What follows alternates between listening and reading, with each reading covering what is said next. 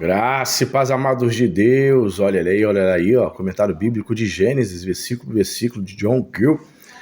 O lançamento da editora CPP, né? Uma obra em brochura, né? Olha, 766 páginas, olha o calhamaçozinho.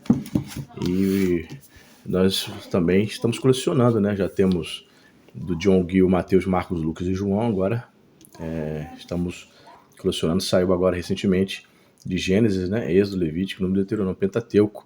Sensacional. E para você que não me conhece, sou o pastor Anderson Porto. Estamos aqui nas internet da vida, compartilhando conhecimento, ainda me recuperando de uma forte gripe, né? Tossindo a beça, mas Deus é bom, tá certo? E para você que ainda não é inscrito, né? Você não é inscrito no nosso canal, convido você a fazer parte aí da família Point, se inscreva aí, ative o sininho da notificação, compartilhe esse vídeo nos grupinhos do WhatsApp, Facebook, Telegram, envia para pessoas que gostam de comentários bíblicos, tá certo? E se você deseja também ser nosso apoiador, né, nós temos o link aqui, o link fixado aqui nos comentários, né, do Apoia-se, um grupo do WhatsApp, onde a gente compartilha lá as novidades, lançamentos, pré-lançamentos, promoções do dia de todas as livrarias, editoras. Você sabe, né, que eu sou afiliado à Amazon. Aliás, eu vou deixar fixado aqui nos comentários, né, o link para você poder adquirir. Você comprando através do meu link, aqui fixado nos comentários, essa obra você vai estar ajudando o nosso canal, tá bom? E que mais? É isso aí. Olha só, interessante, né? E a respeito do nosso grupo lá, se você se tornar nosso apoiador, o link do apoio também está fixado aqui nos comentários, tá bom? Se você se tornar nosso apoiador, a partir de R$20, você fará parte do nosso grupo do WhatsApp. Estamos quase batendo a meta. Quando a gente bater a meta financeira que você vai ver lá na plataforma, vamos começar a sortear livros de teologia como este para os apoiadores todos os meses. Já pensou? Que benção? Olha só, querido, aqui, ó. Explore o rico legado teológico do século XVII, com o comentário bíblico de Gênesis, escrito por o estudioso John Gill. Este livro é uma verdadeira obra-prima exegética, apresentando um entendimento profundo sobre o livro bíblico de Gênesis. John Gill, pastor batista e teólogo reformado, demonstra sua maestria, né, em grego, hebraico e latim, ao comentar sobre os versículos, mas de forma flexível, usando essas línguas quando julga apropriado. Este comentário é uma explicação versículo por versículo através do livro de Gênesis, oferecendo análises abrangentes que revelam a profundidade do conhecimento de John Gill. Ele não apenas explora o texto bíblico, mas também enriquece a análise com referências ao original hebraico e grego, bem como realiza comparações com a Vulgata Latina. Além disso, Gill traz à tona seu amplo conhecimento sobre cultura judaica e histórica, abordando esses aspectos nos comentários quando relevante. Sua abordagem única permite que ele adapte seu vasto conhecimento de acordo com o contexto, proporcionando uma experiência enriquecedora que abrange teologia, línguas bíblicas e história. Esta obra é uma fonte inestimável para estudantes e amantes das escrituras que desejam explorar Gênesis sobre a orientação de um dos seus exegetas mais respeitados de sua época. 766 páginas. A Casa Publicadora Batista, que, pelo que eu estava vendo aqui, pertence, né, a Pencal, livraria Família Cristã. Aqui, ó, toda esta publicação foi desenvolvida pela editora Pencal, né, parece que é outro nome do mesmo pessoal aí, da Família Cristã. Entendeu? Cadê? Aqui, ó. Comentário Bíblia Gênesis, John Gill, tradução, Daniel Sotelo, Londrina, Paraná, Livrarias Família Cristã lá. Entendeu? Aí, o sumário, ele vai ter a apresentação, a introdução a Gênesis. Tem a apresentação parece que é da editora, da Isabelle, quem foi John Gill, sobre a obra, né? Isabelle dos Santos Alves, deve ser uma das editoras. E aí vem o comentário, introdução ao livro de Gênesis, já a escrita aqui de John Gill, né? E aí ele começa a comentar daquele jeito que a gente gosta, né? De que maneira? Que é versículo por versículo, e os versículos em negrito. Tudo de bom. É assim que se faz um comentário. Tá de parabéns aí a Casa Publicadora. Olha só, Gênesis 1:1 lá. No princípio Deus criou os céus e a terra. Aí ele vai comentar. Por céu, alguns entendem o céu supremo, o céu dos céus, a habitação de Deus e dos santos anjos. Isso sendo feito, perfeito de uma vez, nenhuma menção é feita. Depois, como da terra, e supõe-se que os anjos foram criados neste momento, uma vez que estavam presentes na fundação da terra. Alusão a Jó 38:6. Mas, sim, os céus inferiores e visíveis são entendidos, pelo menos não são excluídos. Isto é, a substância deles ainda sendo imperfeito e sem adornos, a expansão ainda não feita, o éter e o ar ainda não estendidos, nem em qualquer lugar colocada neles ou adornada com o sol, a lua e as estrelas. Assim a terra deve ser entendida, não do que é propriamente chamado como separada das águas, isto é, a terra seca depois apareceu, mas toda a massa de terra e água antes da sua separação. E quando em seu estado sem forma e sem adornos, descrito no próximo verso.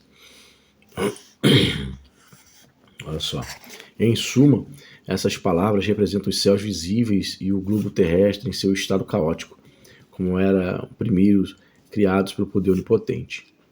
O H fixado a ambas as palavras é como Aben Ezra observa, expressivo de notificação ou demonstração, apontando para aqueles céus e terra. E esta terra, e mostra que as coisas visíveis são aqui faladas, tudo que está acima de nós ou abaixo de nós para ser visto, pois na língua árabe, como ele também observa, a palavra para céu deriva de uma outra que significa alto ou acima, como terra deriva de uma outra que significa baixo e abaixo ou sub. Você pode parar aí o vídeo para você ler o restante do comentário. Entendeu? Aqui, ó, o H, aí faz aqui uma nota aqui, ó, refere-se ao Re, letra Re, quinta letra do alfabeto hebraico. Certo? Ó, o versículo 2, ó. Aí tem aqui, ó, ainda comentando o versículo 1, 3 páginas para comentar o versículo 1, hein? Bacana. Versículo 2, a terra se forma vazia, ó.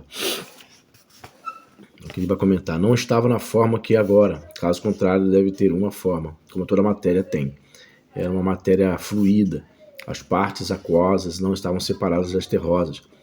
Não foi colocada na forma de um globo terráqueo, que é agora. O mar à parte e a terra por si mesmo. Eram misturados. Eram como os Targuns de Jonatas e Jerusalém, parafraseio, um deserto vazio, destituído de homens e animais. Pode ser adicionado de peixes e aves, assim como também de árvores e ervas e plantas. Tá vendo? Você pode parar o vídeo aí para ler o comentário. Tá vendo? John Gill, conhecia desde criança, ele lia hebraico, grego e latim, cara. Tá vendo? 2 páginas e meia para comentar o versículo 2, ó. Aqui, ó.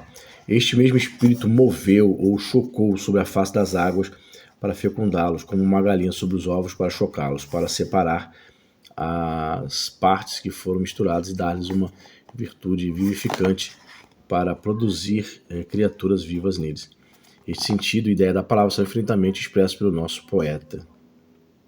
Tá vendo? Vamos ver aqui o versículo 27. Vamos ver aqui, já que é versículo. Tá vendo? Ele dedica meia página para comentar um versículo, às vezes um parágrafo, tá vendo? Versículo 13, tá vendo? 14. Tá vendo? Então, versículos mais importantes ele dedica mais páginas, claro, né?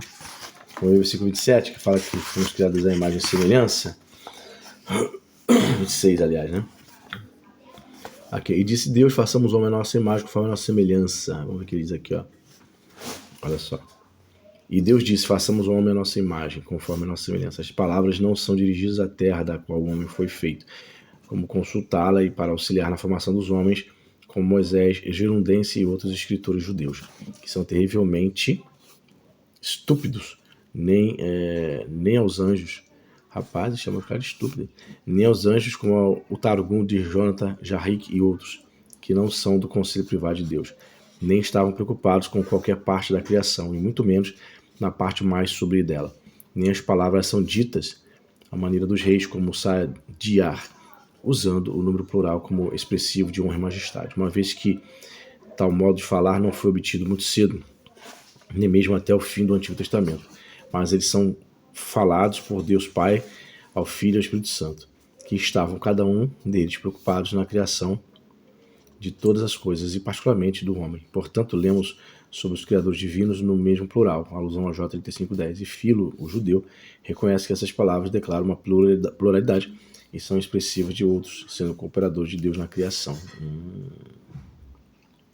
Né, ele segue a linha aí tradicional cristã, né, do entendimento da trindade ali, né, façamos, no plural, por causa da trindade. Tá vendo? Que mais? Vamos ver aqui, trecho interessante. 2:7. É isso mesmo? Aqui, ó. Que é o capítulo interessante, 2:7 de Gênesis lá.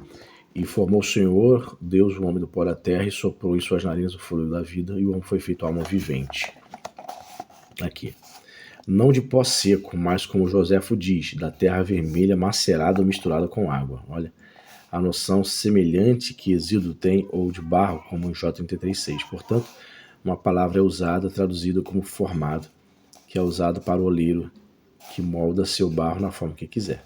A matéria original da qual o homem foi feito era barro, daí o barro de Prometeu com os pagãos. Deus é o oleiro que o formou, ele deu a forma que ele tem. Veja 64:8. Existem dois jods.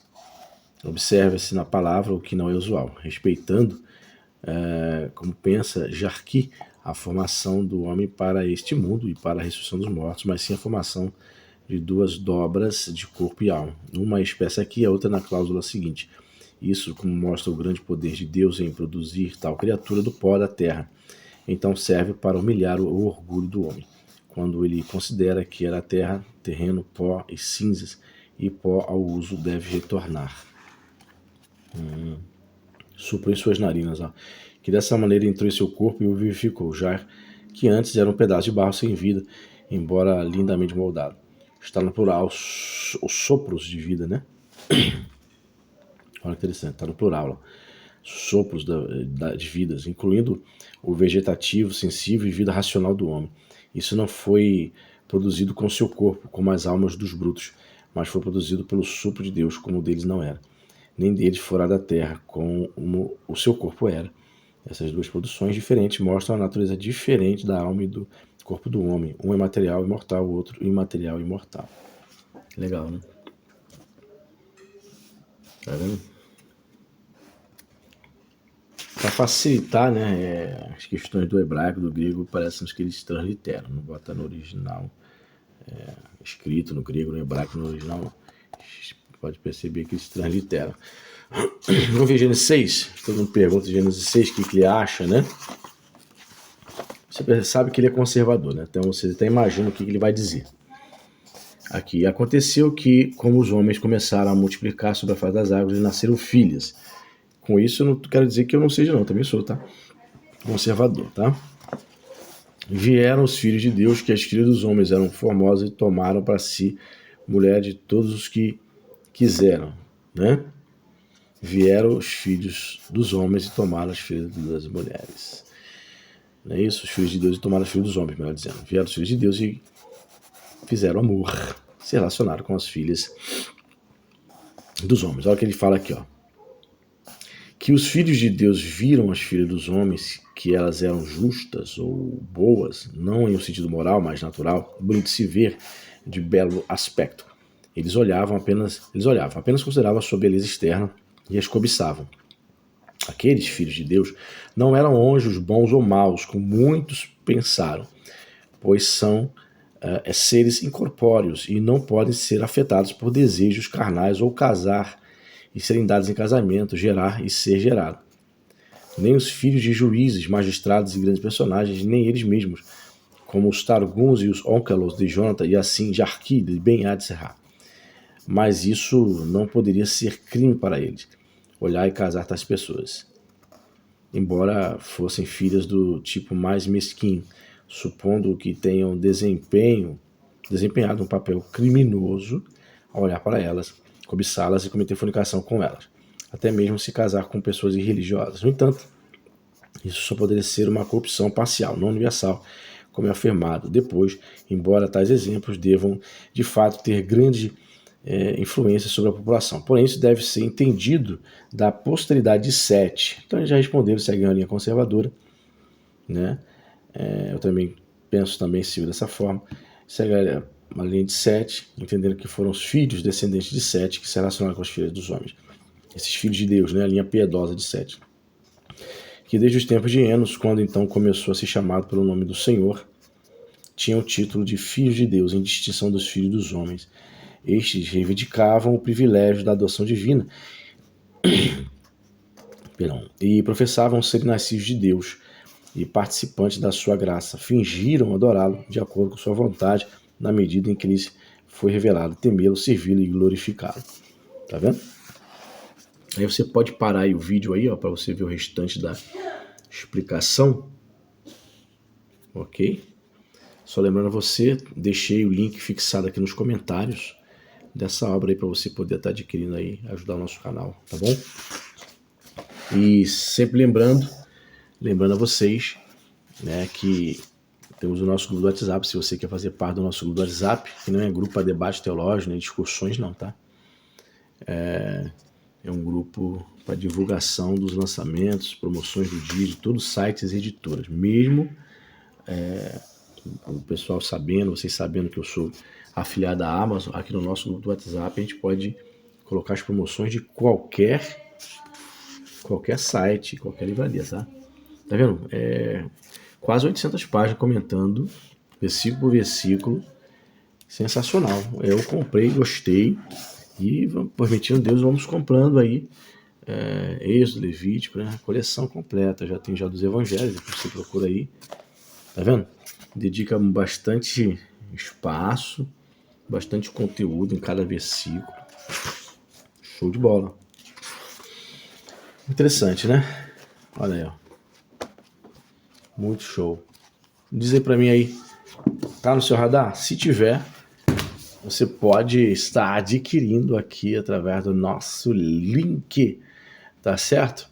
Deus abençoe a sua vida. Até o próximo review. Tchau, tchau.